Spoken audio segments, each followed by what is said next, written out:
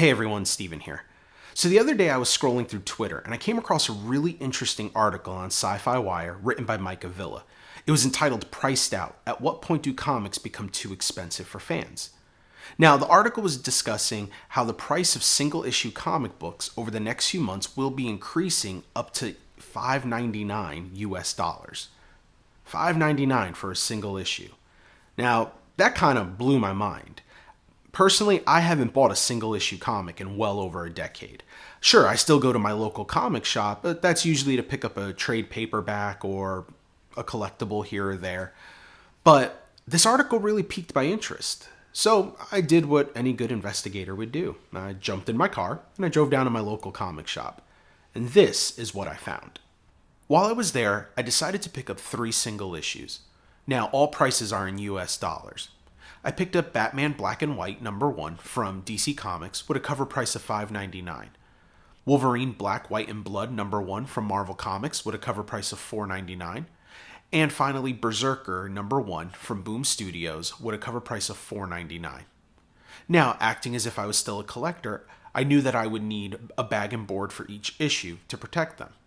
My local comic shop only charges $0.25 for each bag and board set, so I picked up 3 of them. So, to purchase all 3 books along with 3 bag and boards, everything came out to $16.72 before tax. Now, here comes the twist. They also happen to have had the trade paperback edition of Batman White Knight from Sean Murphy and Matt Hollingsworth, which is something I needed for my personal collection. Now, Batman White Knight was initially released as 8 single issues. The trade paperback edition of this book has a cover price of $19.99. Yep, $19.99. That means the price difference between buying an 8-issue collection and buying 3 single issues with bag and boards was only $3.27, which isn't even enough to go buy another comic book. And that could be problematic. In his article, which is linked below in the description, Mike Avila basically discusses some of the reasons that could have led to the price increase, but he also makes the argument, is it possible to cross that line where you start pricing out the very people keeping the industry alive? Now, after reading the article a few times and just spending a few days thinking on it, I came to the conclusion that if the comic publishers play their cards right, they could use this price increase as an opportunity to not only re-engage with fans and bring on new readers, but to sort of revitalize the comic industry again. Now, these are just my opinions, but I've come up with 2 ways that they could do this. The first way is to use this as an opportunity to streamline the comic experience for both readers and collectors. Every month, comic publishers put out dozens of titles, especially the big 2, Marvel Comics and DC Comics. Now, not all of these books are based on different characters. Some of these books are spin-off books or tie-in books. So you may have a character like Batman or Spider-Man that may have 3, 4, or even 5 titles that are all about that character and the supporting characters in that universe. Which then means, okay, in order to read a story, I have to buy this book and that book and this book and that book. And it just kind of becomes confusing and it becomes expensive. And this is all before the price increase that's slated to happen. But if publishers really wanted to, they can use this as an opportunity to start making the comic reading experience easier on everyone. Maybe we don't need tons of spin-off books and tie-in books. Maybe we start streamlining it. And if there is a reason why a character needs to have multiple books, hey, let's go back to each book just being its own creative team, its own creative vision, that the stories don't have to cross over all the time. That way a reader can feel like, hey, I could commit to this one title and I'm happy with that. Now they don't feel like they have to purchase everything. And I know that sounds completely against the idea of having a business. You want people to buy as much as possible.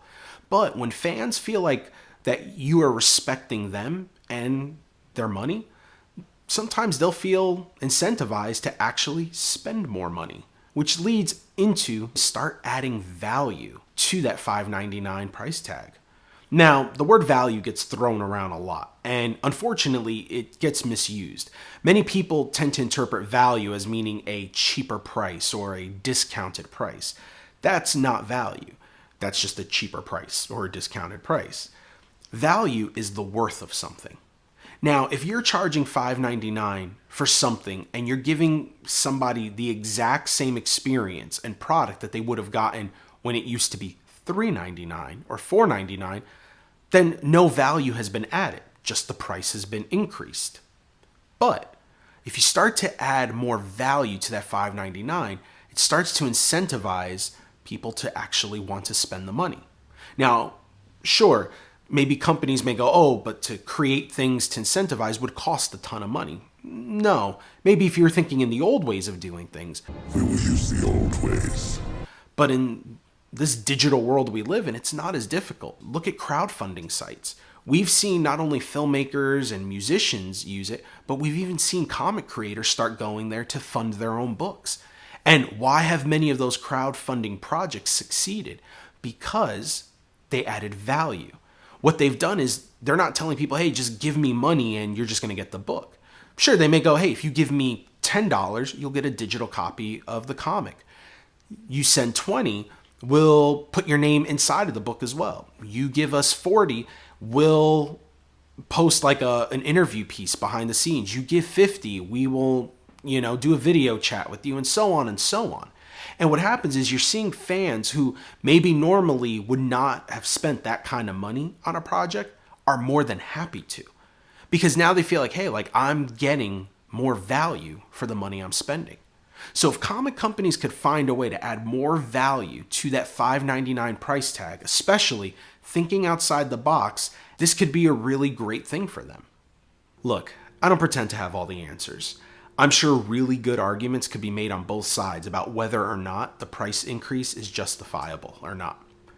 But what I do know is that this is a pivotal moment for the comic industry, that publishers have a choice in front of them. They could either use this as an opportunity to move forward into the future and find new ways to engage with their readers and fans and maybe even bring on new fans in the process, or they could let this opportunity slip through their fingers and always wonder what could have been. I'm hoping for the best, and I'm really interested to see what happens. Until next time, take care.